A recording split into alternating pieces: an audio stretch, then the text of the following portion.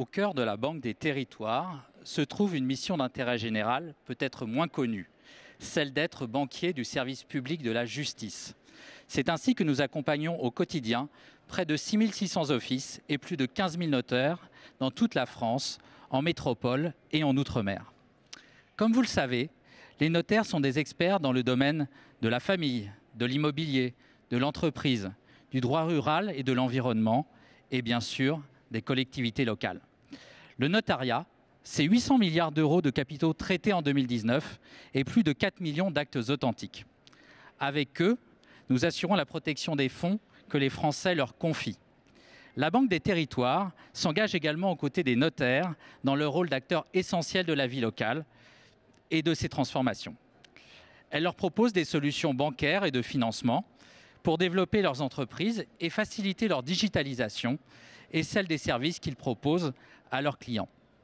Depuis 2018 et la loi Croissance, la Banque des Territoires a accompagné et soutenu plus de 1000 nouveaux offices dans leur installation pour faciliter un égal accès aux droits dans les territoires. Parce que nous sommes partenaires de confiance et que nous souhaitons conforter les professions juridiques dans la reprise d'activité, la Banque des Territoires participe actuellement fortement au plan de relance économique. Après l'activation d'un dispositif exceptionnel de soutien en mars 2020, nous poursuivons notre action à leur côté en prolongeant nos mesures de relance jusqu'au 31 décembre 2021. Les notaires ont prouvé depuis le début de la crise sanitaire leur engagement sans faille pour assurer leur mission au plus près des Français, des citoyens, des entreprises, des acteurs publics locaux en réinventant leurs pratiques. Plus que jamais, la proximité, qu'elle soit géographique ou relationnelle, est au cœur des enjeux de cette profession si essentielle à tous. C'est donc avec beaucoup d'intérêt que nous accueillons le président du Conseil supérieur du notariat, Maître David Ambrosiano, afin qu'il partage en compagnie de Jérôme Lamy, directeur des clientèles bancaires, les actions que met en œuvre la profession notariale au service des territoires.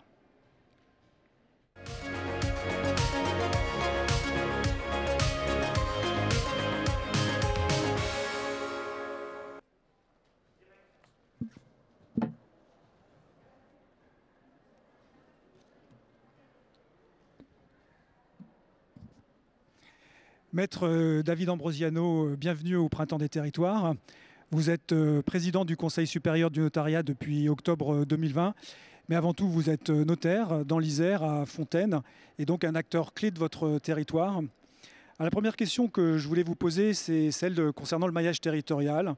Le maillage territorial, c'est une donnée structurante pour votre profession. Je dirais même qu'elle fait partie de l'ADN du notariat. Alors très concrètement, quelles sont les actions que vous entreprenez aujourd'hui dans ce domaine ? Merci Jérôme, vous avez bien fait de le rappeler. Je suis effectivement notaire dans le département de l'Isère et je suis enraciné effectivement dans ma région. Alors, on a l'habitude d'opposer le notaire des villes, le notaire des campagnes. Il ne faut pas oublier aussi qu'il y a les notaires des banlieues. Moi, c'est ce que je suis et j'essaye de l'être en tout cas au moins un jour par semaine. Et ce maillage territorial, c'est un des axes extrêmement importants et extrêmement structurants de mon mandat. Mais il faut se rappeler également que ça fait partie de l'ADN, ça fait partie de la raison d'être même de la profession. Si le notariat a été institué il y a maintenant plus de 800 ans, s'il a perduré au travers des siècles, c'est justement pour se nicher au cœur de la société, au cœur des relations privées, j'oserais même dire au cœur de l'intimité des Français. Au cœur de l'intimité des Français pour être une espèce de visage familier, presque un visage aimable de l'État. Et pour être là aussi pour être cette parcelle, cette étincelle d'État au sein de ces relations privées, de manière à les sécuriser. Et bien pour arriver à ça, il faut être présent au plus près des Français. Il faut quasiment être face à eux. Il faut être, on va dire, au contact, dans les territoires, au plus proche.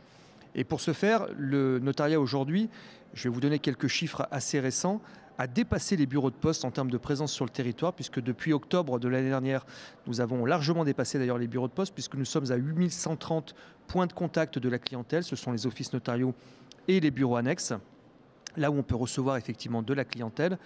Et nous avons aujourd'hui une maille qui est très fine, puisque nous avons environ un notaire, un office notarial tous les 8 km en moyenne. Donc 8 km en moyenne, c'est rien du tout. Dans même 90% des cas, la distance entre un office notarial et l'office le plus proche, c'est entre 2 et 12 km. Donc vous voyez, une maille qui est extrêmement fine. En revanche, ce maillage territorial, il est un petit peu sous pression aujourd'hui. Il est sous pression pour 2 raisons.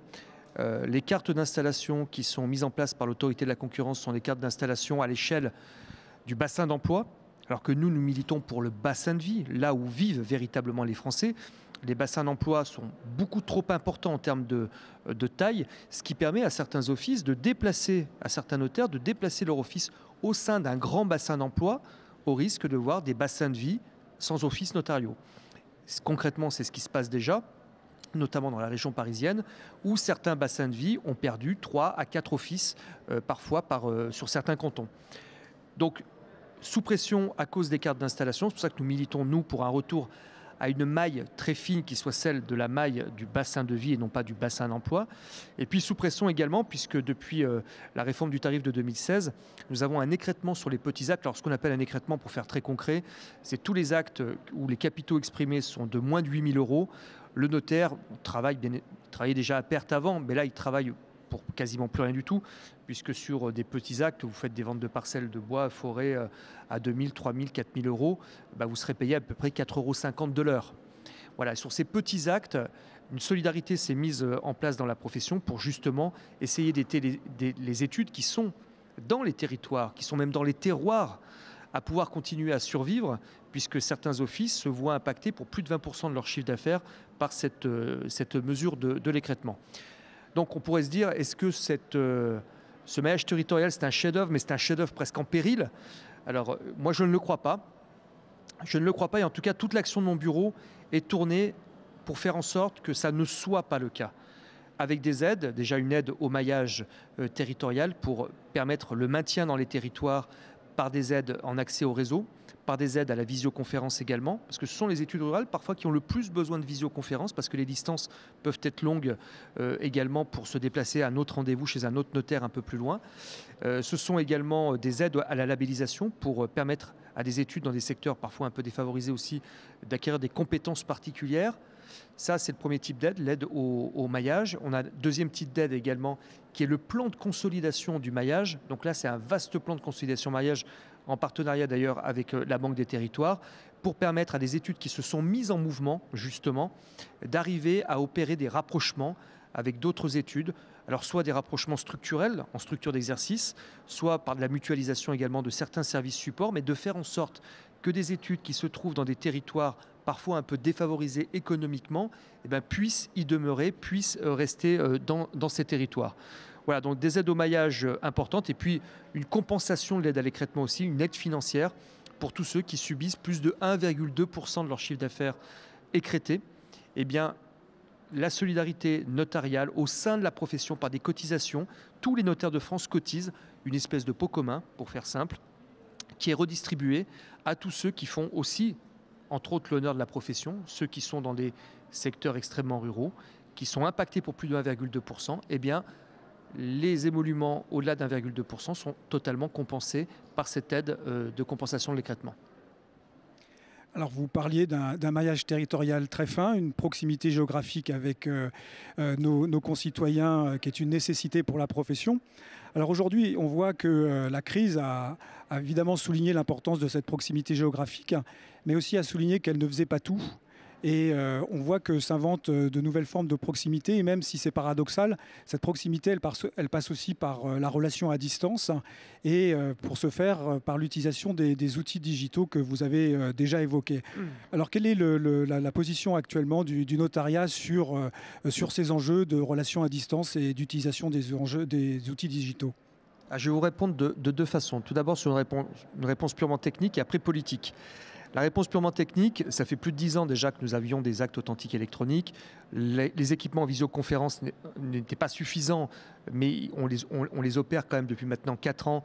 Mais lorsque la crise sanitaire est arrivée, on avait à peu près 40% d'études qui étaient équipées. On a fait un bond à plus de 75%. Je pense qu'à la fin de l'année, on sera quasiment à 100%. Et j'insiste sur le fait que ce n'est pas de la visioconférence style Skype ou Zoom. C'est de la visioconférence agréée, parce que c'est de la visioconférence qui ne peut pas être piratée. Donc on a une sécurité totale, un chiffrage de bout en bout, ce qu'on appelle un cryptage si vous préférez, de bout en bout, qui permet d'avoir une totale sécurité, une totale confidentialité des échanges en visioconférence avec nos clients. Il y a une chose sur laquelle on ne transigera jamais, c'est justement la sécurité. Donc ça, c'est la première chose. Visioconférence aujourd'hui, plus de 75%. Télétravail, plus de 60% également des postes de nos collaborateurs ont été passés en télétravail durant cette crise.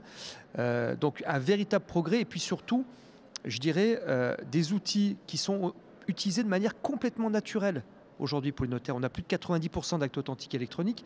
Et on a, à côté de l'acte authentique électronique, deux choses formidables. L'acte avec comparution à distance qui nous permet notamment de recevoir des clients à distance pour des procurations.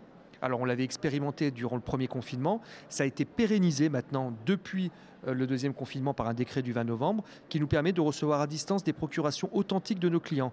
Très utile notamment pour tous les Français de l'étranger qui n'avaient plus aucune solution valable depuis l'arrêt des fonctions notariales des consuls au 1er janvier 2019. Je rappelle quand même qu'on a 2 millions de Français qui sont à l'étranger. Et bien là, ça leur offre une solution parce qu'avec ces procurations authentiques, on lève quasiment la totalité des problèmes qui se posaient à eux. Alors, je vais revenir maintenant sur l'aspect plus politique de la question. Je pense qu'il faut trouver le bon équilibre. On a tout fait dans le notariat pour être au top technologiquement, à la pointe. Et les notaires s'emparent de ces outils-là, pas de souci. En revanche, je trouve qu'il faut trouver le bon équilibre parce que rien ne remplace aussi un rapport humain. Dans l'intimité de nos bureaux, les paroles se délient parfois plus facilement, les problèmes se dénouent aussi plus facilement. Il y a des choses qu'on ne pourra jamais faire en visioconférence.